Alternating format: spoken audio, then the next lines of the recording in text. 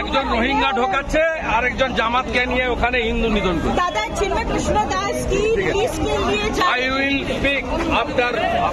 দেখুন, আমরা মানুষের পাশে আছি। বাংলাদেশে যেটা হয়েছে সেটা কাম্য নয়। এতদিন বাংলাদেশে আমাদেরই মতো, তারা আমারই একটা বাংলার অংশ। বাংলাদেশ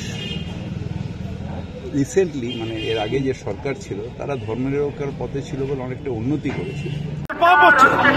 সবল দুর্বল উপর অত্যাচার করবে, এটা চলতে পারে না। ওরা নিজেদের সবল মনে করছে, ধার্মিকতার বিপর্যয়। বাংলাদেশকে এর একটা মৌলবাদী আগলা করতে চাইছে, ধর্ম রাষ্ট্র করতে চাইছে। কিছুদিন আগে ওরা আমাদের ভারতের সাথে ছিল, ওরাও সনাতনী। ওদের উপর টর্চার এখানকার মুসলমানরাও মেনে নেবে না। তাই তো করে এসেছে, যাদের উপকার করবে। বিদ্যাসাগর বলেছে না যে আমি তো তোমার কোনো উপকার করিনি, তুমি আমার অপকার করছো কেন? তো সেটাই হচ্ছে। আমাদের তো বাংলাদেশ সরকারের সাথে কোনো কিছু নেই। এবং 1941-এ যে হিন্দু পপুলেশন ছিল অ্যারাউন্ড 28%, এখন সেটা 7.65%।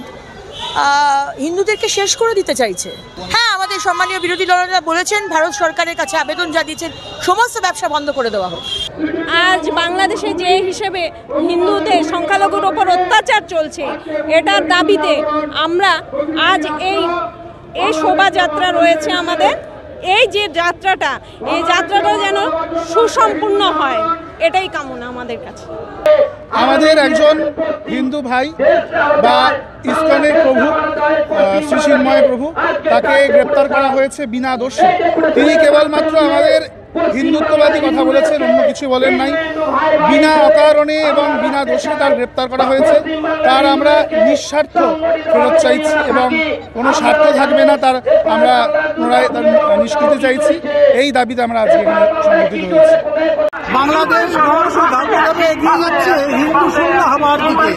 ইসলামিক রাষ্ট্র করবার জন্য বাংলাদেশের ইউনিট সরকার উঠে পড়ে লেগেছে। এটা কোনোদিন আমরা মেনে নিইনি, মেনে নেব না। পড়শি রাষ্ট্র হিসেবে আমরা এর যথাযথ প্রতিবাদ ধ্বনিত করব।